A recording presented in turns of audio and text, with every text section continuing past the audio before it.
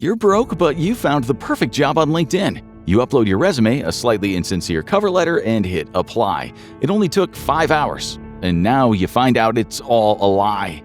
This is Josh, and on today's episode of the Infographics Show, we're exposing why companies are posting fake job ads. Let's face it, the job market is tough, but you wouldn't expect well-known firms to advertise positions year-round that clearly do not exist. And yet, millions of people fall for it every year. Sure, some post fake job ads because they're worried about losing staff. They claim it's always good to have a backup of potential future employees. According to one survey, 60% of companies that post phantom jobs hold on to resumes for a rainy day, but they have no intention of ever hiring anyone. They don't call it lying, though. They are building a pipeline. But what does that mean for you? According to a Reddit thread on fake jobs, one company that constantly posts non-existent roles for pipeline purposes is the tech firm Luminalta. Their website promises a well-paid tech career with freedom on your terms. One user said he spent 6 hours doing an online assessment for the firm only to be ghosted by their recruiting manager after the promise of a call. He was sure the job didn't even exist. When a company has a vacancy, they quite often already have someone in mind. Let's say it's Jack from accounts. He's never put a foot wrong, so when the role comes up, he is the leading candidate. But it's not that simple. It's a big company, and big companies adhere to good practices. Jack's been with the firm for 12 years. He knows the processes by heart. He recites policies at the work Christmas party and genuinely believes it when his bosses talk about employees being part of the family. Still, the company has to advertise the role and consider other applicants. The process has to appear open to everyone. So even if they have no intention of hiring anyone but Jack, they must still post the job. That's potentially hundreds of collective hours down the drain for all the desperate candidates who think that they're perfect for the position. And most of those candidates have no idea they're wasting their time. As some said online, it's all about presenting an illusion of non-discriminatory hiring practices. HR has to do what's ethically right, even if lying is ethically wrong. But not all fake job schemes are as simple as ghosting or pipeline building. Some are far more devious, targeting freelancers in ways that most people would never even anticipate. And the truth behind this illusion is darker than you think.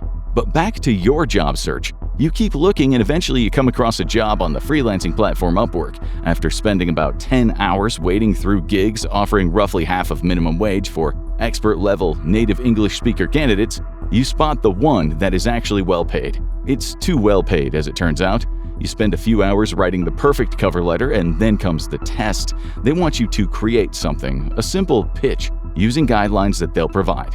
That alone takes a full day. But somehow it is just what they're after. You land an interview. All that hard work finally feels worth it. A very friendly recruiter talks to you for over an hour. He is clearly impressed, jotting down just about everything you say. Your ideas for improving the company, strategies that could easily be turned into revenue. You think you've struck gold. But the story doesn't end there. There's a darker side that you won't see until it's too late. And sometimes the recruiter isn't even aware they're part of the scam. They're just cogs in a system designed to extract labor for free, and you are the one paying the cost. You've thought long and hard about the job, and you are keen to be part of the team. You have a second interview, more ideas, more strategy. He can't get enough of you. And then, nothing. You never hear from him again. He doesn't even reply to your messages. In the parlance of the fake job industry, he's ghosted you. A few weeks later, you visit the company's website and your jaw drops. 2 of your revenue-making ideas have become reality. The recruiter has basically stolen them. You can't believe it. You always planned to use those ideas if you started your own venture, but right now you desperately need the paycheck. And that test you did, it's now proudly on display on the website word for word. And this is just one of the thousands of similar stories. This is more common than you might think. Common enough to have been called the Great Interview Heist. Ideas, strategies, solutions, even actual work, companies will take it from people and then ignore them, using the work without credit or compensation. It happened to an architect who shared his story online. He was asked to do work as part of a long interview process, and that work later appeared on the company website. They didn't even credit him, yet they used his exact design.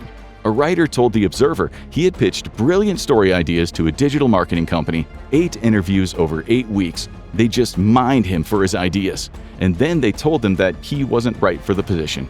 They would keep him on file. Best of luck with your job search. And his ideas, all of them soon appeared on the company's website. As for the job he spent 8 weeks chasing, it was still posted. They wanted more free ideas. The position was obviously a fake. It's a perfect example of how the system is rigged against you.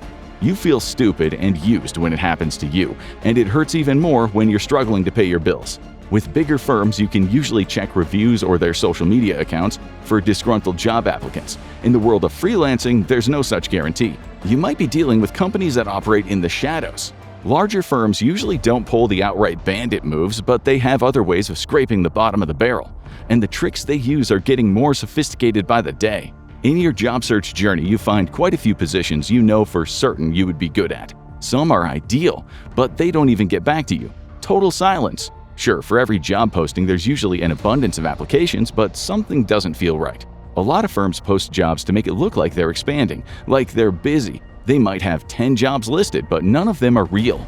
And they even admit it. 70% of companies that posted these phantom jobs say it works. It boosts revenue because potential or repeat customers think, "Oh wow, this firm is busy, let's go with them."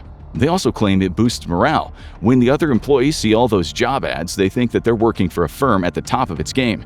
Investors might think the same, or banks that could one day offer a loan. Companies simply don't want to appear like they're not hiring. It looks bad, and some of them will go to shocking lengths to keep up appearances.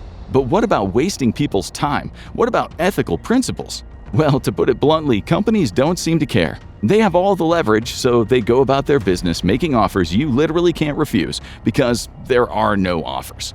Many companies leave job postings online even after they have filled their role. If you see posted 30+ days ago, it usually means one thing: there is no job. Over a quarter of companies that were asked about this claimed that they had just forgotten to take the job down. Some of them leave their jobs up just to farm your data. If not for farming, they ask you to join their social accounts, hoping that one day you'll become a customer. Some that post fake job ads all year round take your details and put you on an email list. It's a way of getting eyes on their company, what's known as cheap employer branding tactics. But here's something that'll make you double-check every posting from now on. Some companies intentionally craft the job description to lure you in, knowing full well they'll never hire anyone, and they're not even subtle about it. And it gets worse.